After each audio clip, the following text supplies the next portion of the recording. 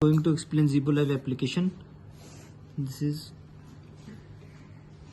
splash screen with the animation of the image, and this is the image which comes from the backend. It will ask for we can log in with Facebook, Gmail, or with phone number. I'll show you with the phone number.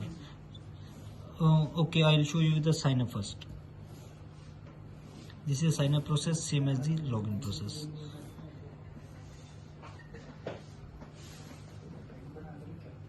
You have to read terms and data policy before proceeding. These are the terms and conditions. Okay, I agree with the terms and conditions. I will put login. It will show code sent. It will show me an 822805. 822805.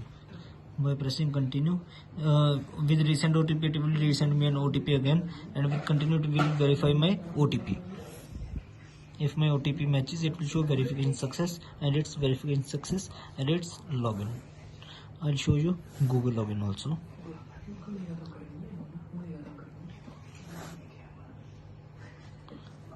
I'll press on Google, and I'll show you login with the Google also. Google